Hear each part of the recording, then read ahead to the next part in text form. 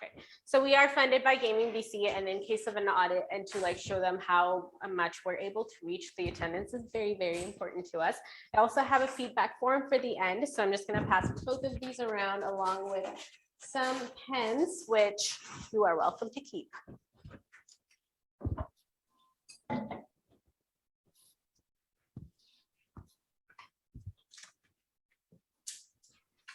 So my name is Vinitha Naka, and I am the education coordinator for the Center for Epilepsy and Seizure Education in BC. It's a mouthful. And we are a nonprofit organization, a part of the Canadian Epilepsy Alliance, which is a nationwide network of organizations that provides non-medical support to those with epilepsy and seizures. And of course, the purpose of our organization is to educate and raise that awareness around epilepsy and provide these essential support services that our medical system does not provide them, because someone might just need support today when they can be waiting for a cure that could be there tomorrow. So before I begin, that needs to be on too. I would like to thank the Rotary Club. We did recently receive a grant for $3,200, which will be sending 4 kids to summer camp. I can't seem to get this.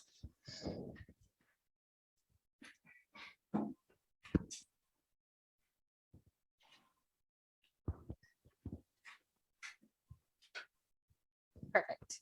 So we've got $3,200 that was recently granted to us, and we will be sending 4 kids to summer camp at Zajac Ranch and Easter Seals, which are both, which sponsor special needs camps for kids with special needs. So we are very grateful that we're able to do that this year. We were unable to do it over the last couple of years just because of COVID restrictions, that camps weren't functioning. So it's really huge that we were able to send these kids to these summer camps this year. And hopefully we can continue doing that and moving forward as well. And also I have presented to the Abbotsford Rotary Club a couple years ago. So if you were here at that time, a lot of the seizure and epilepsy education things I will talk about will be more of a refresher. So I thought I would also explain a little bit more about our organization in this one rather than just the education piece. So the two big components to our organization is the client support and education.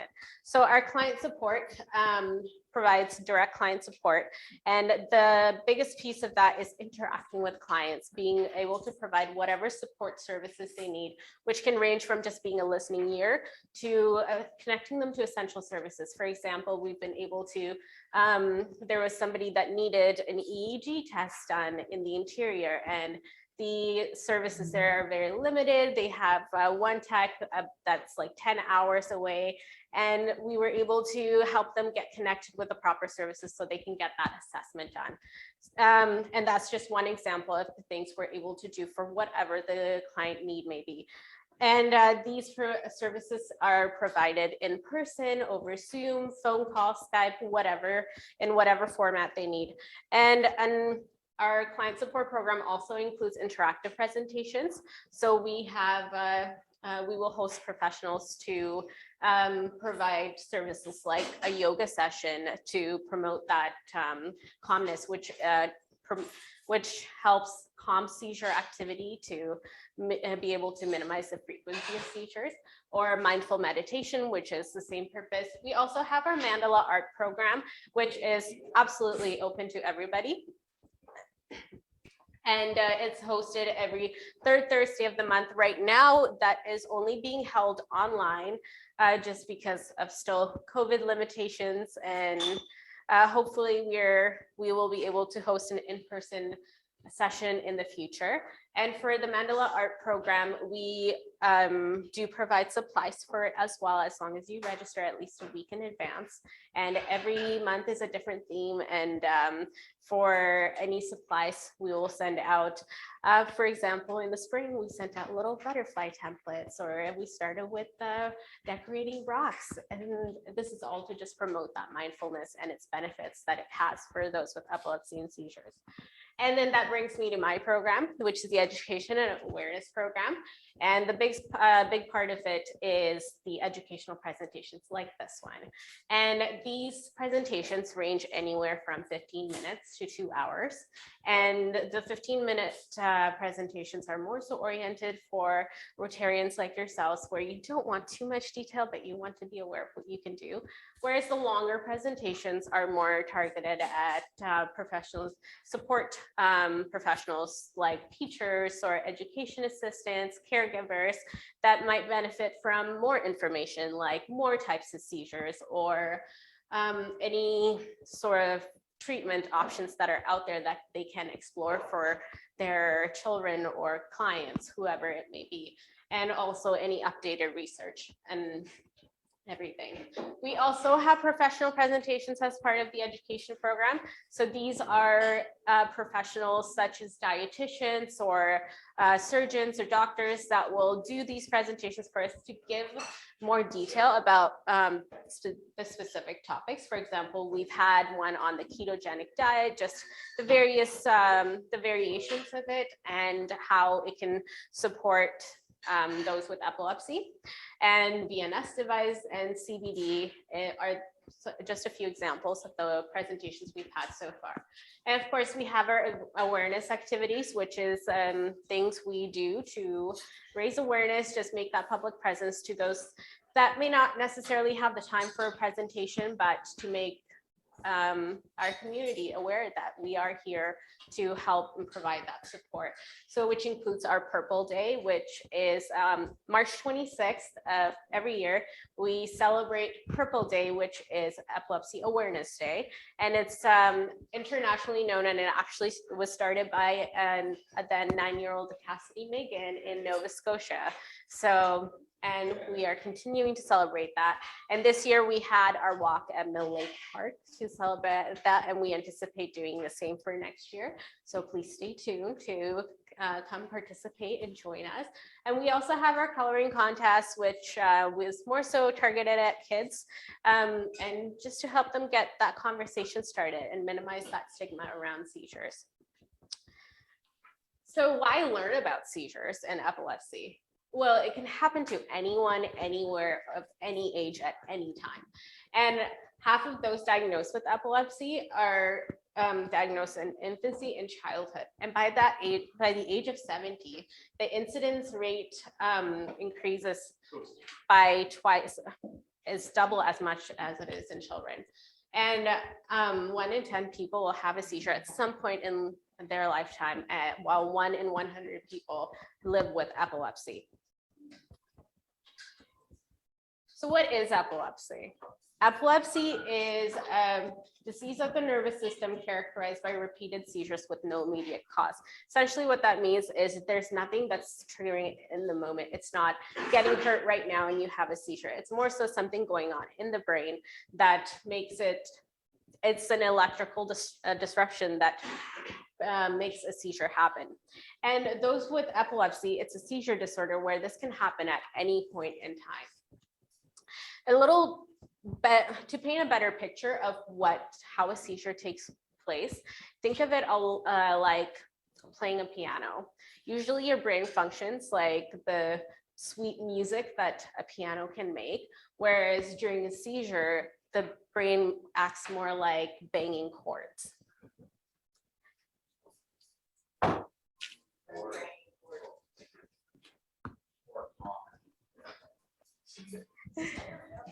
Not so rhythmically. And there are 2 main types of seizures. There's focal seizures and there's generalized seizures, and they also have more subtypes. Focal seizures happen in just one area of the brain, and what you see depends on where exactly that activity is in the brain. So if it's something, if it's activity in the part of the brain that controls movement, it might just be a muscle twitch happening. Or if it's in the sensory area of the brain, it might cause you to smell weird things that aren't really there. Or emotional changes can be the person getting really ecstatic, fearful, or angry all of a sudden. Or there could be autonomic changes or These can also become secondarily generalized. Generalized seizures are activity throughout the entire brain. And this is where the person loses consciousness and usually isn't aware of it. So with focal seizure, the smaller type of simple focal seizures, the person's usually aware of what is happening. So if there is a twitching muscle, the person is usually aware that there might be a twitching muscle, like their fingers twitching or eye, or if it's the part of the brain that controls speech, it might be that they're aware that their speech isn't coming out as it's supposed to. Whereas with focal impaired awareness seizures, the person looks awake, but they're not really aware of what's going on around them. So it can look a lot like a blank stare or just repetitive movements like picking at clothing or other objects, and they might experience some confusion or no memory of the seizure afterwards. So with the biggest difference between the impaired aware and the simple focal seizures is that the impaired aware, they're not aware of what's happening, although they might look awake. There are no convulsions, so the big movements of seizures that are usually associated, what you think of when you think of seizures. It's not associated with the focal seizures, but they can progress to become that. And then we come to the generalized seizures, which is that big movements that I was talking about. The main type is the tonic-clonic seizure, which tonic means rigid muscles and clonic is the jerking of muscles, which essentially is what happens during a tonic-clonic seizure. And while this happens, there might also be a sudden cry and fall because the person loses control of all of their body. And that sudden cry might be just that air being forced out of their chest muscles as it all tightens. And then there might also be excess drooling, vomiting, loss of bladder or bowel control. And these seizures usually only last about 2 to 5 minutes. Any more than that is a medical emergency. Because the brain does want to get back to normal as quickly as possible, seizures don't last very long. The biggest job you have during a seizure is to keep them safe from hitting anything around them or getting into danger themselves. The seizure itself is not a danger itself. And then we also have absent seizures. These are most common in children. Some children even have over 100 of these seizures a day, and they can easily get missed because they just look like blank staring. They're often misinterpreted as daydreaming or just staring off into space and not paying attention, which is why this education in the school system is so important, because seizures like this can get missed so quickly since they only last 2 to 10 seconds. And this can look like just staring, blinking, a little bit of eyelid flutter, eye rolling, and they return to full awareness right away without any awareness that they had a seizure. So if somebody's talking to them, they just might notice that they missed something that was happening, but they'll just be confused by it because in their head, it was just, they blacked out for a second and then it was done. I did have a video for it, but technical issues. So, but if you are looking for any video examples, feel free to look them up on YouTube. That's where I usually get my examples so that they're nice and censored as well. So feel free to do that whenever. And we also have some of these examples up on our YouTube page and Facebook pages as well. And so what causes epilepsy? In about half of the cases, the causes are unknown. So this can be due to any genetic predisposition or any, just you can't find any physical abnormality to it. And in other cases, it could be injury or an illness or infection. Injuries can be things like accidents or birth injuries, or illnesses can be degenerative diseases like Alzheimer's. Or there could be drug and alcohol abuse that can also cause it. And of course, any developmental abnormalities that cause those changes in the brain.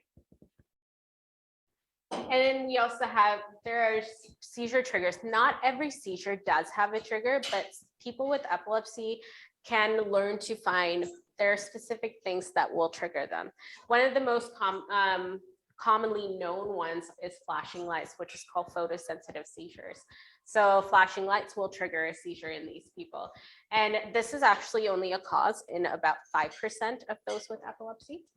And the most common ones include the missed medication, lack of sleep, and febrile seizures are very common in children. So when they get really, really sick and have a fever, they tend to have seizures.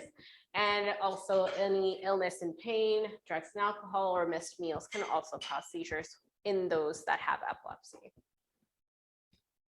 An aura is an unusual sensation that an individual experiences before a seizure comes on. Not everybody has an aura, but a large number of people that have seizures do have auras. So this can be something like a strange taste or smell. A common one is the smell of burnt toast. A lot of people that have seizures complain that they smell burnt toast, even though there's no toast around. Or it could be just a tingling feeling or a funny feeling inside, kind of like just a feeling that something is about to happen. And an aura is actually a mini seizure that comes on before a larger seizure. And then we talk about first aid, as I said, because of technical difficulties, I'm just skipping over the videos. But as I've mentioned before, the most important thing to do during a seizure is to make sure you're keeping them safe. So the best thing you can do is to stay calm so that you can help direct people around you, yourself, and know what to do as well.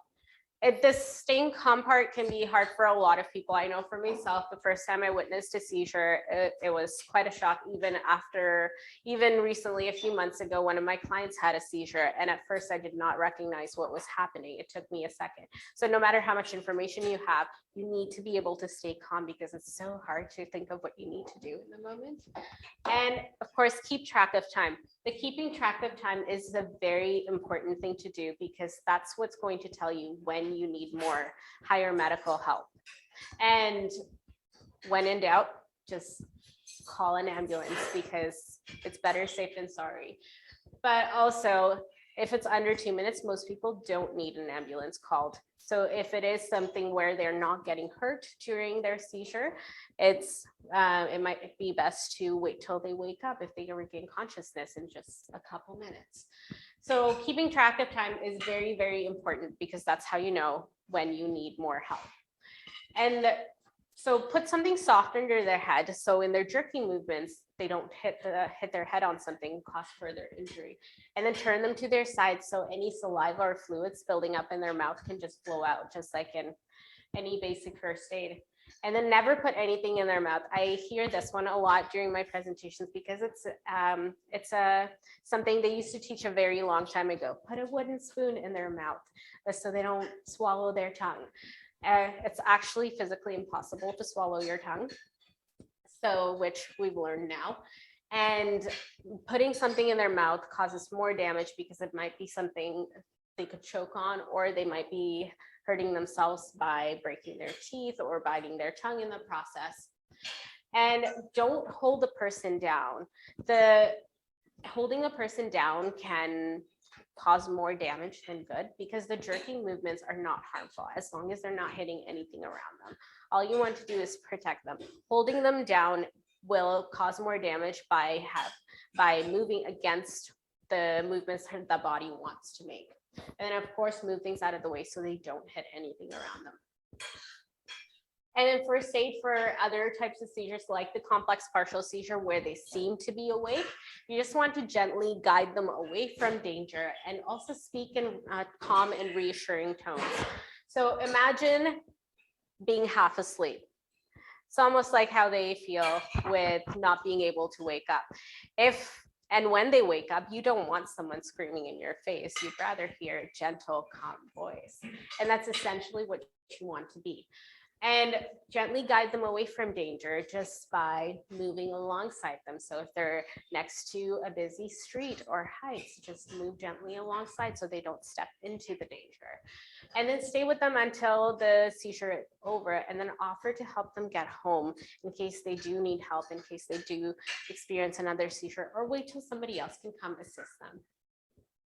And then afterwards, of course, reassure them that they've just had a seizure, and if there's any help on the way, let them know that. And if they are injured, make sure to get that help on the way as soon as possible in case you don't know the extent of that injury. And then of course, they'll probably need to rest quite a bit because this whole activity is very tiring. And then don't give them food or fluids until they're fully conscious and able to swallow on their own. And of course, offer assistance in getting home. The recovery time varies depending on the type of seizure.